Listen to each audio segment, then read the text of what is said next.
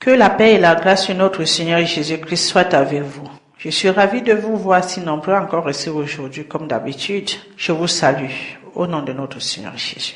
Nous allons entamer aujourd'hui le troisième volet de notre thème sur l'étude de la prière avec sous-titre de la rédite à la certitude. Comme dit, la rédite est un état de prière dans la persévérance. Prier, reprier, demander et redemander sans aucune certitude. Et la certitude exactement, c'est ce qui nous ramène à entrer dans la foi. Avoir espoir que si vraiment on a prié, quand on a élevé les prières, que ces prières ont été écoutées et sont exaucées, c'est ce qu'on appelle encore la foi. Je vous fais un bref rappel de ce qu'on a eu à parler sur les deux premiers volets ici, avant de continuer notre thème. Nous avons vu dans le premier ce que c'est que prier, où et comment prier, pourquoi prier, et où devons-nous envoyer nos prières. Nous avons dit que les prières doivent être adressées à Dieu et non envoyées vers Dieu. Surtout avec une assurance que nos prières arrivent au bon port. Nous avons dit que la prière doit être faite dans une sincérité absolue, qu'elle peut être faite à tout lieu. L'essentiel, c'est de savoir si tu es connecté avec la personne à qui tu t'adresses à ce moment-là ou encore Dieu. Dans le deuxième volet, nous avons dit que la prière ne doit pas être une requête. Parce qu'on a parlé de la requête à l'inspiration. Sinon, elle doit être faite avec l'inspiration du Saint-Esprit. Nous avons vu dans la prière enseignée par le Seigneur Jésus-Christ qu'elle a été prise et est récitée aujourd'hui comme une simple récitation. Que ce n'était pas la pensée du Seigneur. Que cette prière est un modèle d'un contenu d'une prière élevée dans les cieux chez notre Père Céleste et non une récite. Que pour le Seigneur Jésus-Christ, la prière de notre Père est un moyen de voir comment l'homme doit prier, formuler sa prière, et non une récitation. Car il enseigne que la prière doit être l'inspiration du Saint-Esprit. Dans ces paroles, je vous invite à suivre pourquoi il est important de sortir de la rédite et faire la prière avec certitude. Nous avons parlé de la requête à l'inspiration. Ce qui veut dire que la prière ne doit pas être faite pour demander le matériel au Créateur car il te connaît mieux pour savoir ce dont tu as besoin. Il te suffit de te présenter devant lui comme un enfant ayant pleine confiance à son papa et ne sachant même pas lui-même ce dont il a besoin et laisser son papa la charger de tout.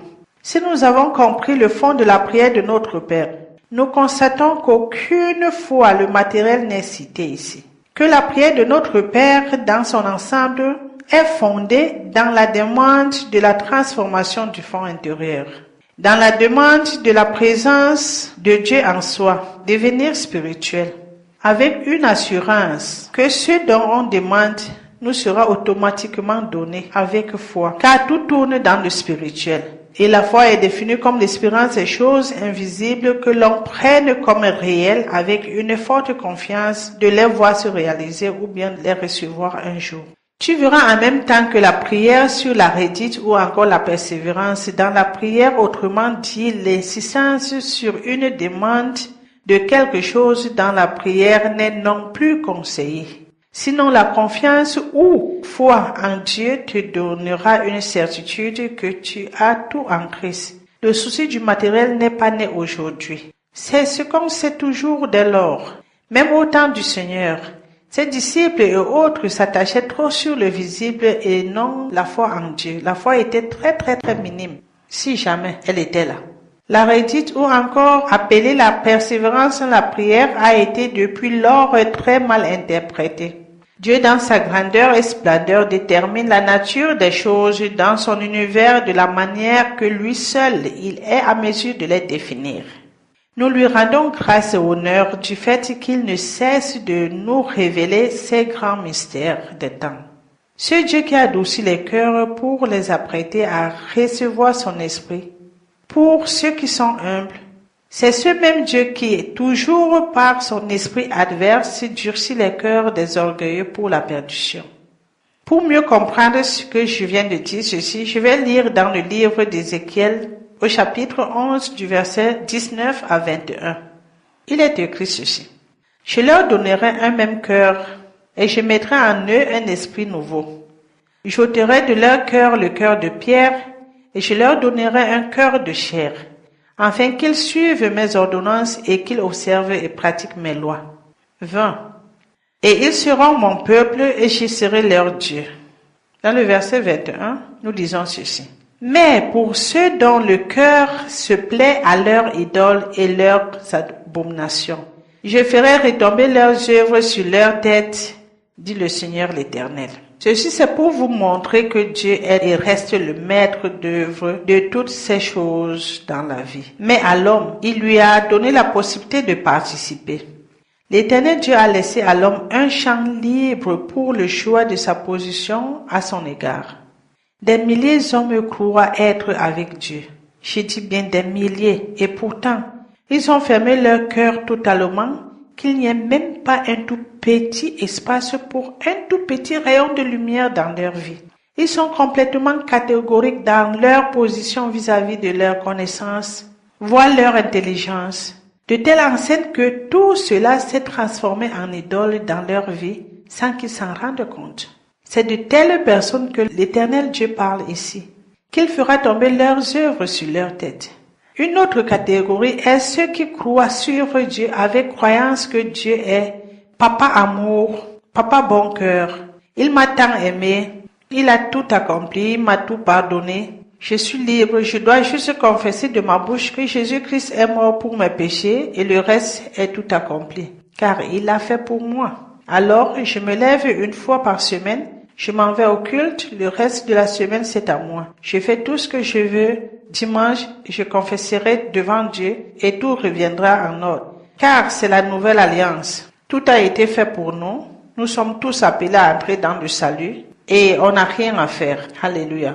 Si tu me permettais de te dire ici, mon frère, ma sœur, que si telle est vraiment ta vision des choses, tu te trompes. Car le Seigneur Jésus-Christ, bien sûr qu'il ait apporté la nouvelle alliance, mais pour ajouter sur ce qui était déjà là, et non pour éliminer.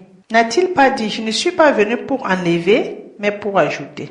N'a-t-il pas dit que tout ce que Moïse a dit, il ne restera pas un petit i qui ne sera pas accompli? Ouvre ton cœur, mon cher, et reçois Dieu, de peur que demain qu'il soit trop tard pour toi. Tout ceci est pour vous amener à comprendre que la parole de Dieu est très mal interprétée, qu'on ne sait vraiment plus où se tenir. L'Antichrist est venu siéger le siège du Christ, qui se sont organisés à créer un système d'égarement que quand tu te trouves déjà dans le système, tu es complètement envoûté par ce dernier que tu ne réalises même pas.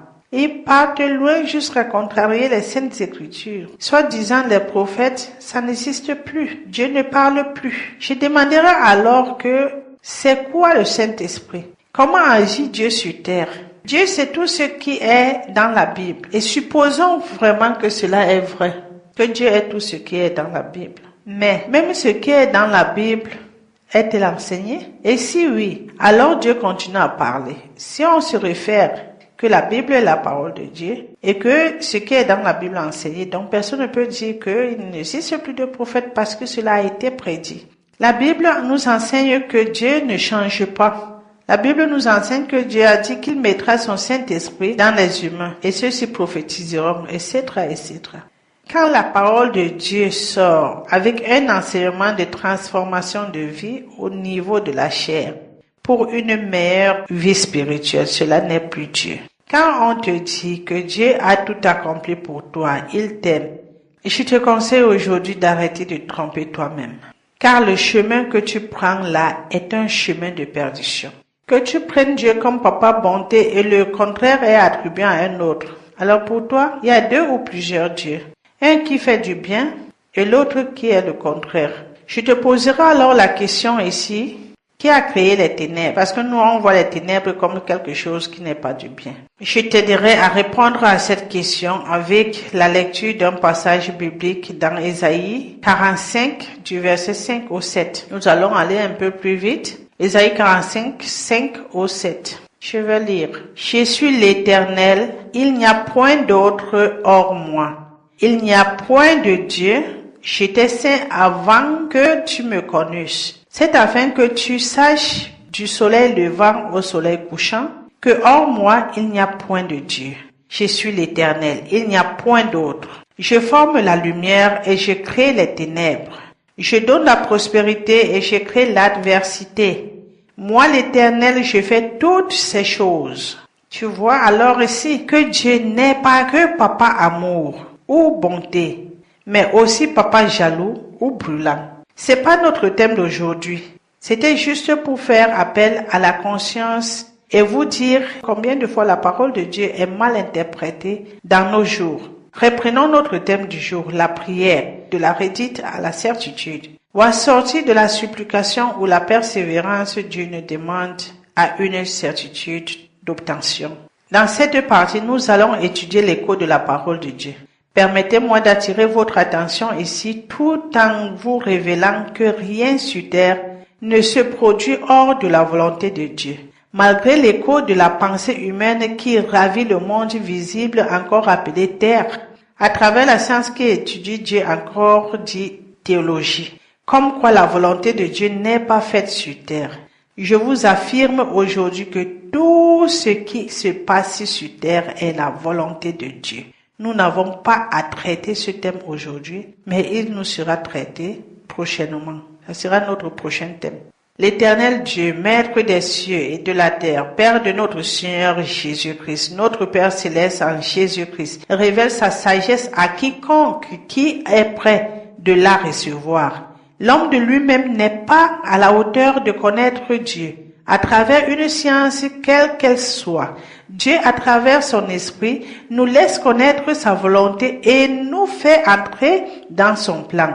Mais pour pouvoir évoluer dans le plan parfait de Dieu, il faut une vie de prière. Comme nous avons vu à la première partie, la prière ne doit pas être une simple requête, elle doit être inspirée par le Saint-Esprit. L'Esprit Saint t'illumine et te fait sortir de la redite à la certitude.